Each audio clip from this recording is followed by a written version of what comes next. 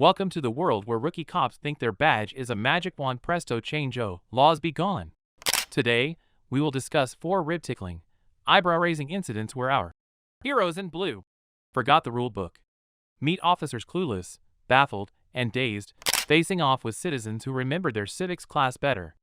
These real-life tales from Main Street, Anytown, USA, will have you chuckling and nodding about the power of knowing your rights. The public sidewalk filming and the rookies' drama. Now let's kick off things. On a sunny afternoon, a man armed with nothing but a camera and a sense of purpose was filming on the bustling Main Street. Enter our cop, Officer Rookie, fresh out of the academy and ready to enforce something. He approaches our filmmaker with the confidence of a cat walking into a dog convention, asking him to relocate to the other side of the sidewalk. The reason? As clear as mud, but let's say it had something to do with maintaining public order.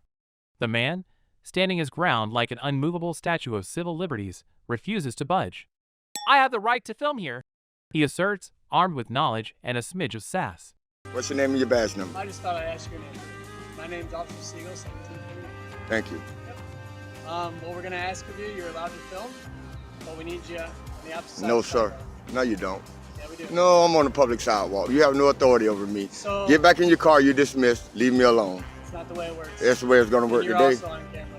It's going to work today like that. So, no, it's I'm on the public sidewalk conducting a First Amendment activity. not on So, this sidewalk. yeah, this is a public sidewalk, sir. Well, what you going to do about it if I don't go across the street? You're going to be warned of trespassing and you're going to be arrested. Officer Rookie, looking like he's trying to solve a Rubik's Cube blindfolded, fumbles through his mental law book. The exchange becomes a tennis match of words. You can't film here, stutters the officer. Why not? Shoots back the man. Because sidewalk reasons? Tries Officer Rookie, his confidence deflating faster than a punctured balloon. No need to be patient because I'm not going across the street. Well, I'm going to continue and I'm going to ask for your name And you're not going to get it. again. You're not going to get it. Okay. Well, Big Nick, South Florida Accountability. What? Big Nick, South Florida Accountability. YouTube me. Onlookers start to gather, some snickering, others filming, turning the sidewalk into a makeshift theater of the absurd. Things escalate when Officer Rookie, now visibly sweating, plays his final card. I'll arrest you for trespassing. It's either sidewalk, Siegel. It's either sidewalk that I pay for. It's either sidewalk in public, sir. Either one, sir. Either sidewalk that I pay for, Siegel. Ah, the classic Rookie move, threatening arrest on a public sidewalk. Our filmmaker, unfazed, stands taller. For filming on a public sidewalk? I'd love to see that in court. The surrounding crowd is now a chorus of murmurs and chuckles. I can even be right here, Siegel. Look.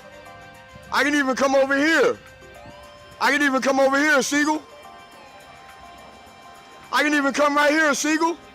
Yeah, I can, Siegel. I can. This is city property. I can. There's utilities. I can. This is public property, Siegel. Officer Rookie, realizing his arrest threat was as effective as a chocolate teapot, looks like he wishes the ground would swallow him up. The tension is thicker than a plot in a soap opera. In a scene resembling a slow-motion walk of defeat, Officer Rookie retreats, his authority as enforceable as a diet plan at a candy store. The man continues filming. It is, Siegel, and there's not a damn thing you can do about it. You can get all the calls you want, Siegel. There's not a damn thing you can do about it. You're dismissed. Now with a story that would make for a great YouTube video. The crowd disperses, some shaking their heads, others still giggling. Officer Rookie's retreat is the cherry on top of this comedy Sunday, a sweet end to a bitter display of authority gone awry. That's called a walk of shame, what you're doing right there. You are dismissed. Do not come back and aggravate me again while I'm doing the story, okay? Hey Larry, what do you say about filming in public? In public spaces, filming is protected under the First Amendment. Officer Rookie's threat of arrest for trespass on public property was legally baseless and an overreach of authority. So the moral of the story? Knowing your rights can turn a potential confrontation into a teachable moment, even if the lesson isn't what not to do. The traffic stop incident. Now here is Jesse, our everyday hero, driving his not-so-shiny car. Suddenly, the tranquility is interrupted by the blaring sirens of a police car, signaling a traffic stop. The protagonist of this scene? A rookie cop, let's call him Officer Greenhorn, who, with the enthusiasm of a kid in a candy store, approaches Jesse's car. His demand is simple yet puzzling. Step out of the vehicle, sir. The reason? As clear as a foggy winter morning. Because I want to talk to you. Step out of the vehicle. You can talk to me from right here, sir. Step out of the vehicle. I don't need to step out of the vehicle. Call your sergeant. I'm the one that's in charge right now. Call your boss. I've done nothing wrong. You have his license and everything else. We have reasonable Yes, you suspicion do for the have stop. my license. Jesse, snug in his car seat, decides not to budge. Why do I need to step out? He inquires, his tone dripping with polite skepticism. You can talk to me So, plain as day from right here. Is there a reason I'll that you put don't my step out of phones the right here. vehicle? Because I don't need to step out of the vehicle, sir. You guys need to do your job and know that I know what your job is as well as mine. You don't know what my job is. Okay. You have no idea what my job is. I do have not have any reason to be pulled out of my So then you also know that vehicle. the Supreme Court said that whenever a traffic stop is made, if an officer asks you to step out of the vehicle, you step out of the vehicle. What have I done? What am I being Doesn't matter. cited with? Doesn't matter. Officer Greenhorn, caught off guard like a deer in headlights, stammers to find a valid reason. For a, more thorough conversation, he attempts. The back and forth between them is like a ping-pong match, with Jesse's calm queries and Officer Greenhorn's vague responses. Jesse, now playing the role of a law professor, gently reminds the officer about the importance of legal justification. At this point, you're being detained. I have to step out of the vehicle. For what? I'm not going to search your vehicle. I just want to talk to you away from the You vehicle. can't for a minute. talk to me from right here. Why can't you step out of the vehicle? Because do I need to step out of the vehicle? There's court law that says that there's nothing wrong with me asking you to step out of the vehicle. The court says it's fine. What code is, or what is that? I don't have to get that to you. You can look it up later on your own time. Okay, You're on my you time know right it? now. Do you know it? I know that I it's pay the you, law. sir. And him. Everybody pays me. Okay. And guess what? So technically, I also pay taxes as well, so I also pay my own paycheck. Okay, So that's fabulous. Officer Greenhorn looks as if he's trying to remember a forgotten recipe, utterly baffled. Jesse, seizing the moment, asks for the exact law that requires him to step out. Officer Greenhorn, now sweating under his cap, realizes his handbook didn't cover this chapter. His authority seems to crumble like a cookie in milk, his confidence sinking faster than a lead balloon. Questions I'm allowed to ask you to rustle you up. You want to try to rustle me up by asking me questions? Jesse, we can both do that. Jesse, this isn't the first time I've dealt with you. You're not bothering me. This is pretty common for you. So Why don't you look at me, sir? I don't have a passenger. I have dealt with you several times. You had a passenger that ran out of the vehicle, and you're telling me you have no Regardless, idea you're who that looking was. over there talking to me. Why does it matter where I look? Because you respect a man, you'd look at him in their eyes. Okay. The air is thick with tension, and even the birds seem to hold their chirps to witness this showdown. In a twist, Jesse remains seated, calm and collected, as if he's in his living room. Officer Greenhorn, defeated and without any other legal tricks up his sleeve, resorts to issuing citations for no insurance and a broken windshield. Okay. So what does that mean? Well, I don't understand who you're talking to if you're I'm looking at talking somebody to you. else. You just said you're the only Okay, person in the no, vehicle. yeah, So look is there at me. somebody else in the vehicle? No, sir. No, Do you there's see not. anybody else Okay, in the so vehicle? who was in the vehicle with you? I don't know. You don't, Why do you keep have- asking me the same questions over and over looking because for a you different because answer? you refused to answer the question. I answered the question. You did? You're telling me you have no Yes, idea who that sir. person was. I answered the question. You have no idea who that person No, was. sir. Okay. It's a scene of quiet triumph for Jesse, a silent victory parade in the confines of his car. Officer Greenhorn returns to his cruiser, his shoulders drooping like a sad emoticon. Larry, we are waiting for your legal opinion. Legally, police can only order a driver out of the car for officer safety or investigatory reasons. Without such justification, Jesse was right to question the rookie cop's demand. Remember, sometimes, the best resistance is a calm, informed question. It's a reminder that not all authority is backed by law. The recording incident. On a bustling city street, our curious protagonist, armed with nothing but his smartphone, approaches a parked police cruiser. Inside, a cop, let's call him Officer Clueless, looks up, mildly annoyed. The man, with the confidence of a cat walking into a dog convention, asks for the officer's name and badge number. Can I have your name, please? What's that right here? My name is Jay Ross. Could I ask what we had going on here? What's that? Could I ask what we had It's going police on? business, official police business. Did you have a call here? What's that? Did you have a call here? Yes, Okay. Could I ask you what the call's about? you can, but I'm not going to answer you. It's confidential. Okay. All right?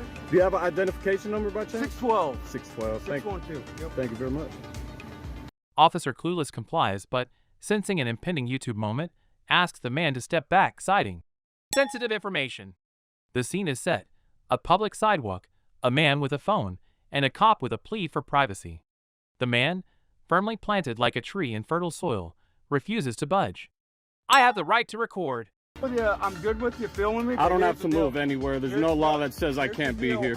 There is, because I'm about to bring up a person's confidential information. Well, you're gonna have to keep that private then. What's that? You're gonna have to keep that private My then. man, I'm gonna ask you to back away from the car. So I Is can there a bring law up that his says I have to information. back away, sir?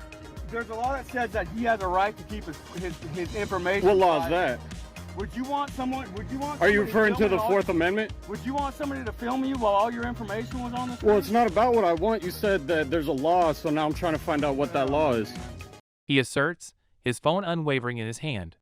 Enter the cavalry, a rookie female officer, let's nickname her Officer Green, who, like a deer on ice, skates into the scene.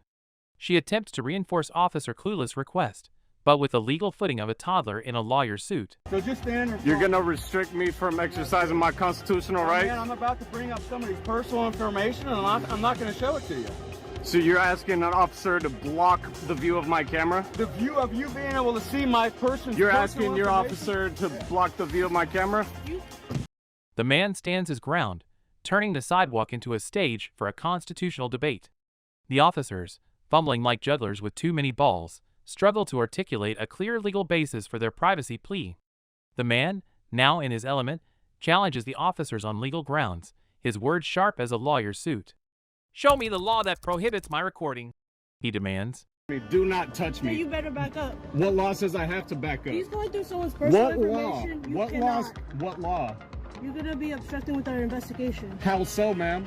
He's How am I looking at obstructing when I'm not in between him Would and you his... like your personal How is that information to obstructing? be Do you on know what the video? definition of obstruct? It's You not can about what I record- want. Look, you can I can record right You here. can record over there. No, I can record right here.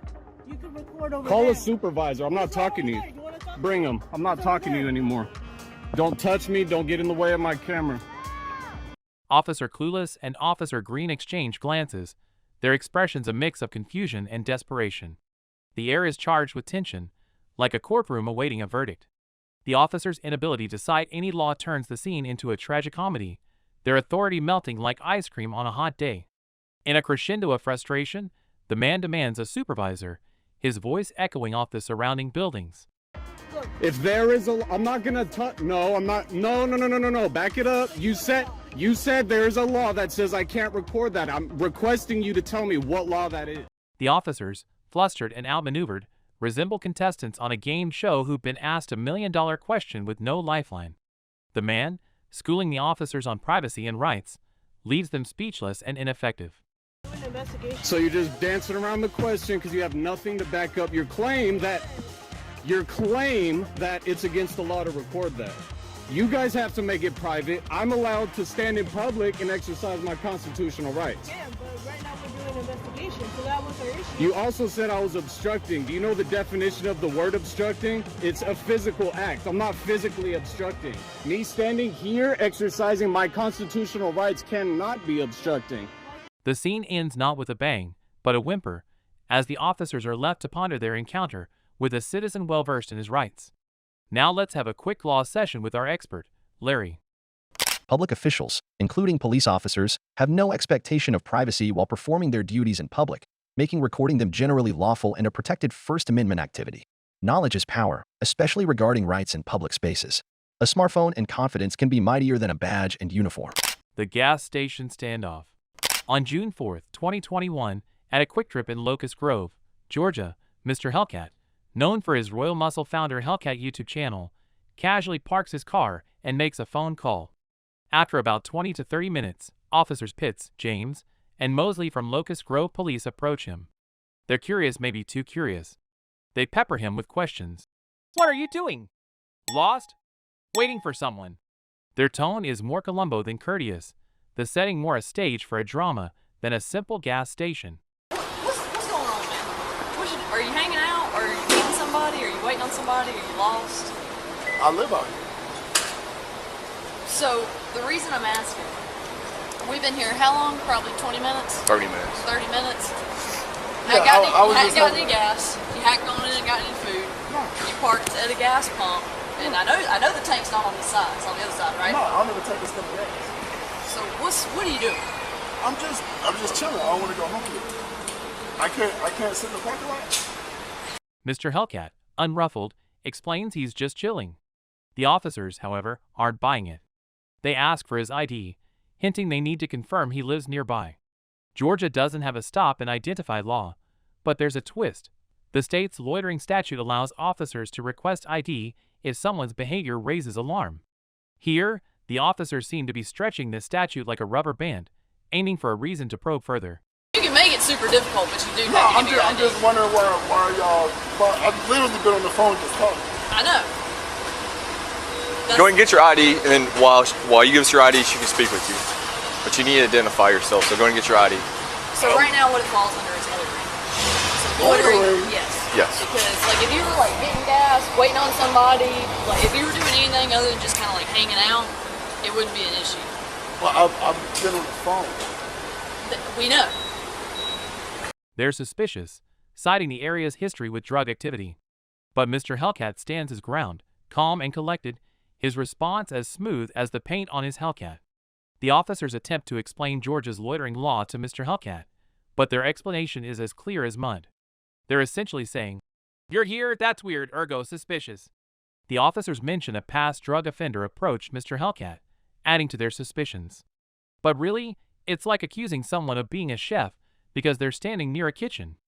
This area is known for narcotic activity, it's known for criminal activity, so that's another reason why we're speaking to you. We want to make sure that's not afoot. Right here, people will park, they'll go over there, they'll wait right here, they'll wait for somebody, they'll do shit like that. And brought under a Bro, street you light? have no idea. So, Well, Yes. I live out here. I believe you do. wild shit. You know, you have your ID with you.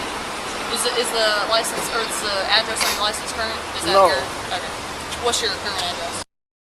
The logic is flimsy, and Mr. Hellcat knows it. He remains firm, respectful yet questioning the legitimacy of their actions. In a twist, Officer Pitts is terminated from her position just 3 days later. Mr. Hellcat's calm demeanor and clear understanding of his rights make a strong impression. The state's definition of loitering is doing something not like the norm. Hanging out at the gas pump, not like the norm. You know what I'm saying? So we have to just kind of get out. Now, if you to like take off and run as soon as you see us over here, Why would I do that? well, so that's it. That would add to it, but you didn't, so it makes it look a lot better. Do you get what I'm saying? The encounter raises questions about the officers' interpretation of the law and their approach to a citizen doing nothing more than enjoying a phone call at a gas station. Look, it's Like I've never. Go look up loitering in the Georgia No, Code section. my father's an retired sheriff. Okay. Well, Well, I know, but I've never. like I said, this area is known for drug transactions. We're going to make sure none of that's occurring here tonight. I'm So, literally in the public eye, and I haven't spoken to no one. And I know you saw the weird girl run up to my car, and I'm like, yeah, they just came from a party With a down bunch in of- their with a bunch neighborhood, a whole ton of drugs, and we're sitting right there with our blue lights on. I do a lot of stuff. The incident is a textbook example of the blurry lines in loitering laws and how they can lead to questionable law enforcement practices. What's your take on this, Larry? Loitering laws must be applied with clear, reasonable criteria to avoid arbitrary enforcement. Being present in public without apparent purpose is not inherently suspicious or criminal. So, the moral of the case, stay calm and know your rights. Not every public presence is suspicious. Overzealous law enforcement can overstep, mistaking innocence for irregularity.